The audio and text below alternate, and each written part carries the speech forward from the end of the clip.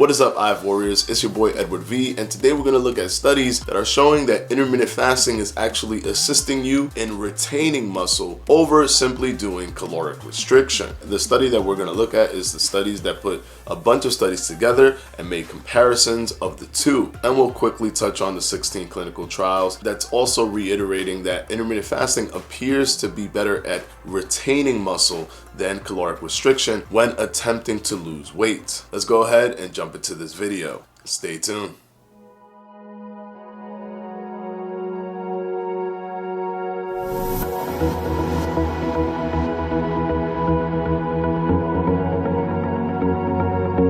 Okay, quickly before I start, this video is brought to you by Fledge Pro Meals. If you're finding it very difficult to measure your calories, measure your macro, look no further. With Fledge Pro Meals, you get gourmet chef cooked food delivered right to your door. All you got to do is quickly heat it up and you'll be all set. You no longer have to worry about your macros. And if you were looking for a keto option, they have a keto menu as well with so many selections. You could go ahead and click the link in the description below, and don't forget to use the promo code FLEDGE20 for 20% off your entire first order. Now let's go ahead and jump into this video. Now the study isn't technically a meta-analysis because it didn't take studies that were already comparing each other and come up with the final result. But it did use studies where calorie restriction was utilized and what the results were for the fat-free mass, for fat mass, for visceral fat mass, basically body composition and weight. And they looked at intermittent fasting protocols that looked at the same results. Now keep in mind, in this pool of intermittent fasting protocols that netted a result, a lot of them are alternate day fasting, which allows for you to consume calories on your fasting time frames, which if you understand how the metabolic switchover happens when utilizing intermittent fasting, you'll understand that those protocols carry their own flaws. However, there are studies that they use to compare with caloric restriction that use 0 calorie intake, so 100% fasting. And that's very important when you guys are checking the studies that involve intermittent fasting. Ensure that there are protocols that have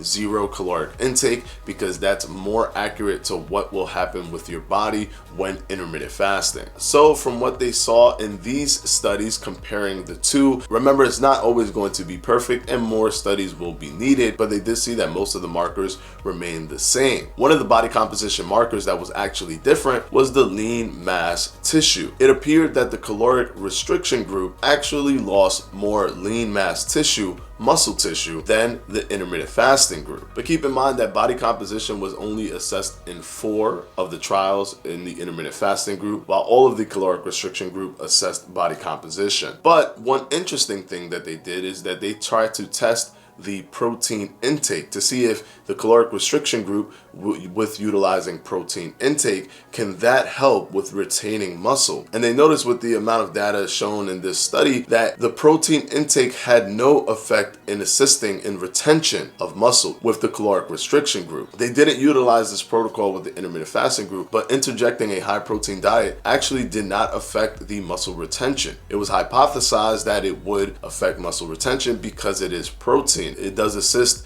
in the building of muscle, but in terms of the retention of muscle, it appears to have no effect. From the results of this study, it shows that 90% of the weight loss came from fat and 10% came from muscle tissue in the intermittent fasting group, and 75% of the weight loss came from fat and 25% of the weight loss came from muscle in the caloric restriction group. And of course, there are limitations to this study. For example, the majority of the intermittent fasting group used a bioelectrical impedance scan, which is not as accurate as a DEXA scan or MRI, which was used with the caloric restriction group. Not all of the studies in the intermittent fasting group used the bioelectric impedance scan, but most of them did. So that can be something that could skew the numbers. But all of them collectively put together versus the caloric restriction group shows that there is a benefit in retaining muscle in the intermittent fasting group. Also, the 16 clinical trials done by Dr. Stephen Anton, in which they assessed all of these time-restricted feeding studies, which just refers to the 16-8 method, show that muscle retention was much higher in the 16-8 group, and muscle was actually not lost at all in that group, in contrast to the calorie restriction group that showed muscle was being lost. So why is it even important to retain muscle? It's not simply that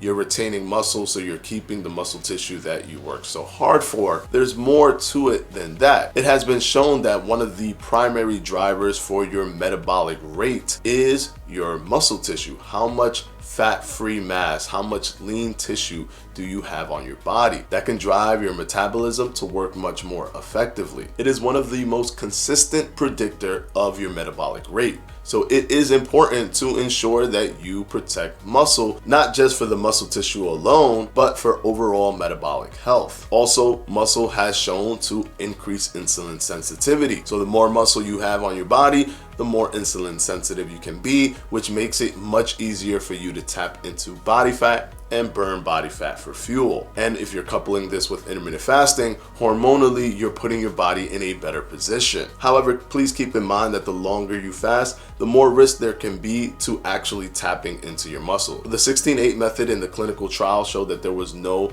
muscle loss at all. However, in the study comparing caloric restriction with intermittent fasting, some of the studies did full alternate day fast, which involved about 36 hours of fasting, and there was some muscle loss there. However, less than the caloric restriction group, but it is important to keep that in mind. Although more research and study is needed, there may be a sweet spot that if you cross over that sweet spot, you may be tapping into some muscle tissue. I will link both the 16 clinical trials, which talks about the metabolic switchover, and the studies comparing both intermittent fasting and caloric restriction down below if you want to go ahead and check that out for yourself. And of course, I do want to thank my patrons from my Patreon, and I'm going to go ahead and put their names right up here.